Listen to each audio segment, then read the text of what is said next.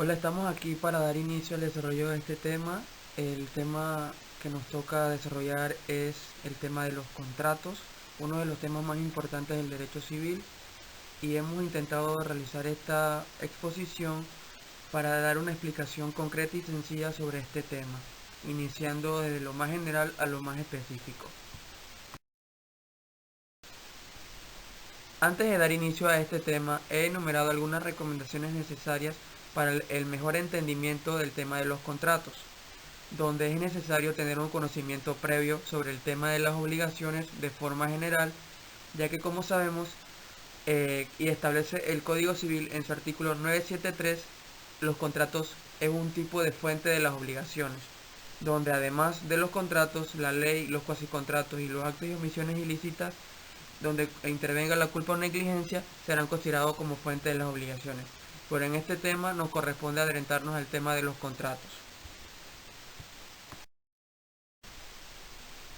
Ahora sí he establecido los puntos a tratar en este tema de los contratos, iniciando con una definición donde se establecerán dos definiciones concretas. Una que a mi parecer es una de las más sencillas para el entendimiento del tema de los contratos, que sería una definición doctrinal, y la definición legal que establece el Código Civil panameño. Además, algunas observaciones que establece el doctor Dulio Arroyo sobre la definición legal de nuestros contratos, haciendo unas pequeñas críticas del por qué debe ser modificada esta definición. Además, hemos establecido un punto concreto como lo son la clasificación de los contratos. La clasificación más general que establecen los contratos, estableciendo el punto de vista de cómo surgen a la vida jurídica estos contratos. Viendo también ejemplos de los contratos consensuales, ejemplos de los contratos reales, ejemplos de los contratos solemnes y por último las clases de solemnidades que existen para cada uno de los contratos. Dando inicio con el tema de las definiciones de los contratos, he seleccionado una definición sencilla y práctica para el entendimiento de qué es un contrato. Una definición doctrinal de qué son los contratos sería que los contratos son un acuerdo de voluntades generador de obligaciones. ¿Qué significa esto? Cuando se establece que es un acuerdo de voluntades, es que las personas tienen la voluntad de realizar un determinado contrato y que este contrato va a producir o generar obligaciones para las partes. Un ejemplo clásico sería un contrato de compra y venta. ¿Qué significa? Que tanto para el comprador como para el vendedor van a generar obligaciones, es decir, genera obligaciones para ambas partes. ¿Qué obligaciones serían estas en este caso? Bueno, para el comprador sería entregar el dinero o monto que se comprometa a pagar por una cosa. Y para el vendedor, entregar la cosa que ha puesto a la venta a cambio del dinero que le entregará el comprador. También se establece que un contrato es una relación jurídica bilateral, es decir, que existen dos partes en este caso o en esta relación, donde se establecen prestaciones recíprocas y a veces solo a favor de una de las partes.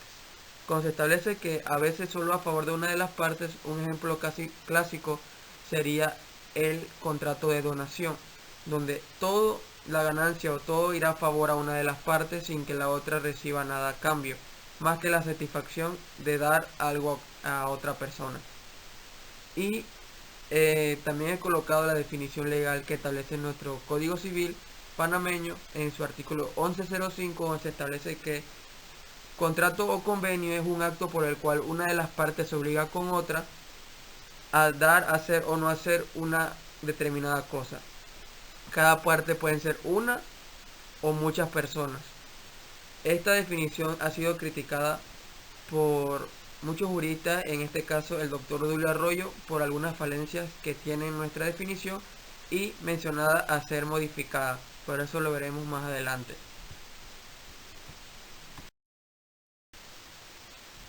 Otro punto necesario a analizar serían las críticas del doctor Dulio Arroyo sobre la definición legal que se establece en nuestro Código Civil sobre los contratos, ya que al momento de establecer la definición establece algunas críticas necesarias y coherentes, que las divide en tres. La inicial sería que nuestro Código Civil panameño utiliza como sinónimos la palabra contrato y convenios. y esto está de manera errada, ya que existe una relación de género-especie por ambos términos, donde se establece que la palabra contrato es solo para crear o generar obligaciones, mientras que los convenios extinguen y modifican esas obligaciones, mas no las crean. Por esta razón se establece como correcto esta crítica por el doctor Dulio Arroyo. Otro punto necesario a criticar es que hace creer que solo existen los contratos unilaterales, cuando los más usados son los bilaterales, ya que como lo establece nuestra definición, se dice, cito, que una parte se obliga con otra, mientras no se establece que ambas partes se obligan. Por esta razón, esta crítica también es correcta. Y por último, otra crítica que establece el doctor Arroyo es que se hace creer que los contratos son los únicos generadores de obligaciones. Y como conocemos, otros generadores de obligaciones son la ley, los cuasicontratos y los actos de omisiones ilícitas donde intervenga la culpa o negligencia. Por esta razón, estas tres críticas son correctas y la definición de la ley del Código Civil debe ser modificada de manera que sean corregidos estas críticas que el doctor Dulio Arroyo ha explicado correctamente. Hemos establecido otro de los puntos esenciales que sería la clasificación de los contratos.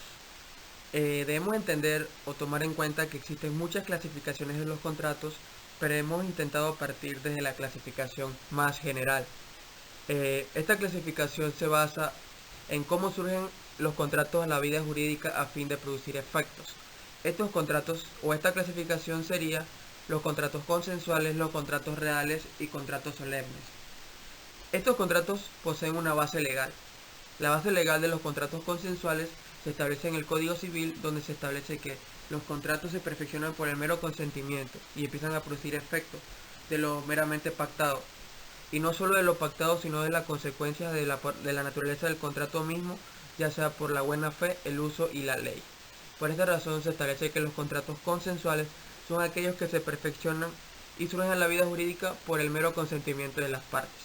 En los contratos reales es distinto, ya que en los artículos del Código Civil no se establece el desarrollo de los contratos reales, pero hay que establecer que sí existen, ya que muchos de los contratos establecidos en el Código Civil lo solicitan o lo requieren.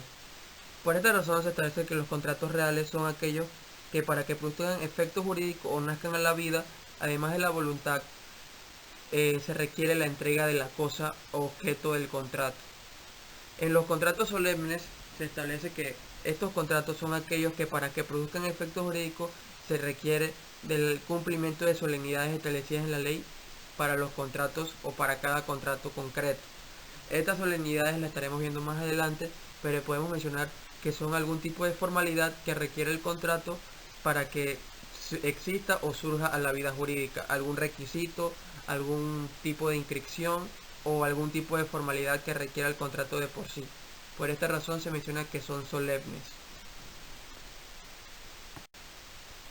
Luego de conocer las definiciones y entender más o menos qué son los contratos y cada uno de los contratos de la clasificación, hemos establecido los ejemplos clásicos que establece nuestro Código Civil para cada uno de los contratos, para entender esta clasificación y saber qué contrato pertenece a la clasificación de cada uno. Los ejemplos de los contratos consensuales en este caso serían los contratos de compra y venta, permuta, arrendamiento, sociedad y mandato. Estos contratos, como sabemos, surgen en la vida jurídica por el mero consentimiento de las partes.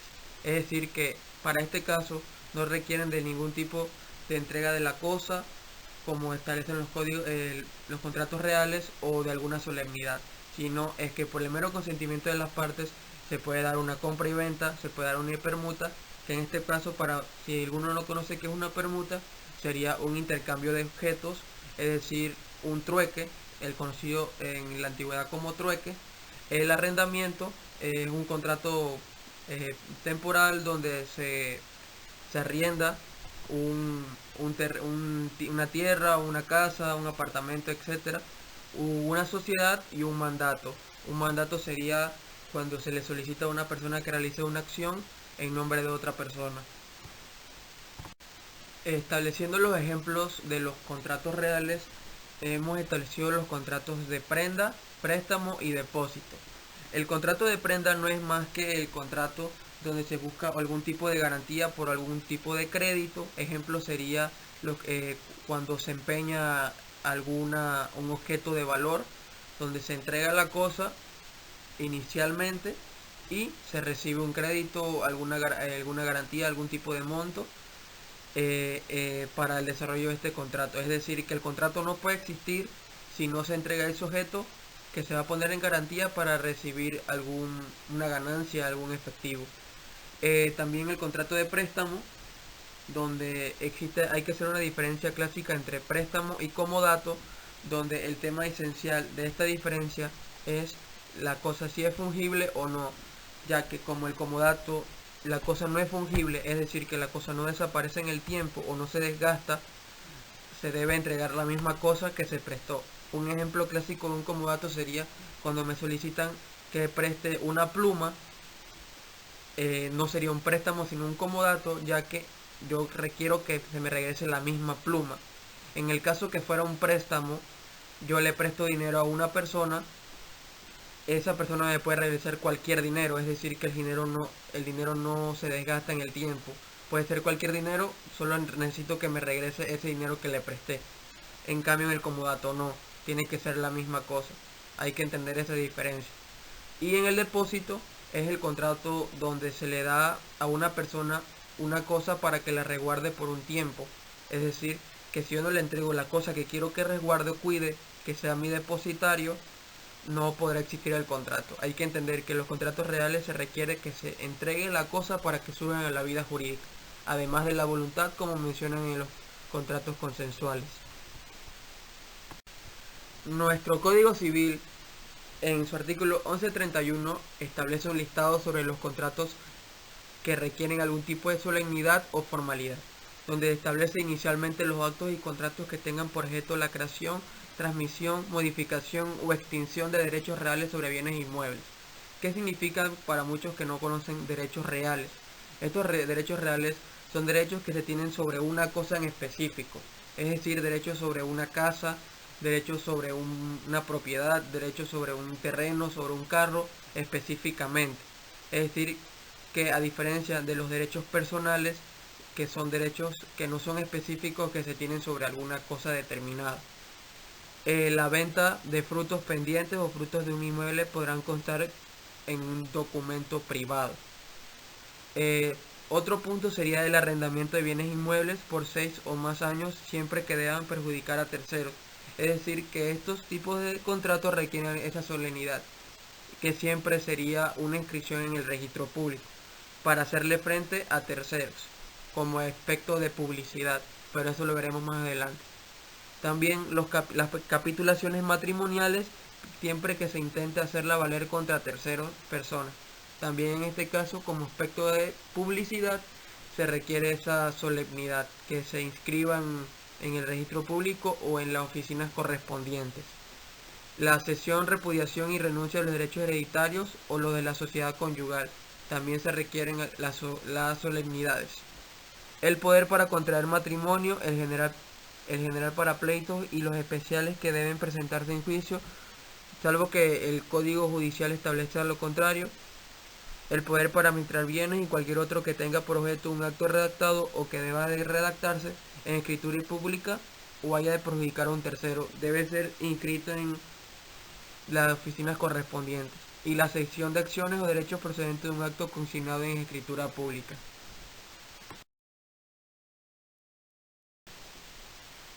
Debemos establecer que las solemnidades tienen clases o tipos. Debemos establecer que estos tipos o clases de solemnidades son tres: las habilitantes, las por vía de prueba y las por publicidad. Debemos establecer que las habilitantes son aquellas que se requieren para completar la capacidad de alguna de las partes. Un ejemplo de esto sería la emancipación, que establece nuestro Código Civil en el artículo 1114. Las por vía de prueba, que son aquellas que se requieren para acreditar la existencia de actos. Un ejemplo de esto se establece en el artículo 1103 de nuestro Código Civil, donde establece que deberá haber una prueba por escrito en formato físico o su equivalente electrónico para acreditar contratos y obligaciones que valgan más de 5.000 balboas. Por esta razón se establece que son aquellos que requieren para acreditar la existencia de actos. Es decir, que para un contrato que tenga un valor mayor a 5.000 balboas se requiere una prueba física o electrónica que respalde eso en ese contrato. Y por último, los tipos de solemnidades por publicidad, que son aquellos que se requieren que un acto se inscriba o se publique en una oficina correspondiente para que pueda hacerse valer frente a terceros. Un ejemplo de esto sería el alquiler de una finca, que se establece en el artículo 1301, donde se establece que debe ser inscrita en un registro público el contrato de arrendamiento para hacerse valer frente a terceros. Luego de hacer este pequeño recorrido sobre los puntos más esenciales de los contratos, he dejado una pequeña recomendación luego de haber mencionado los ejemplos de los contratos consensuales, reales y solemnes. Sería buscar cómo se nombran cada una de las partes de los contratos mencionados. Ejemplo sería contrato de compra y venta, existe la parte comprador y la parte vendedor. En los contratos de mandato, la parte mandante y la parte mandatario. En el contrato de sociedades, los socios. En los contratos de anticresis también, que menciona el Código Civil, que es un contrato solemne, debemos establecer como deudor anticrético y acreedor anticrético. Pero existen muchos otros contratos que establece el Código Civil y sería una buena tarea establecer o nombrar esos contratos mencionados, ya que para el desarrollo de la vida laboral es necesario saber cómo se nombran las partes para realización de un contrato, que posteriormente iremos viendo y intentando resolver las dudas que cada uno tenga. Muchas gracias.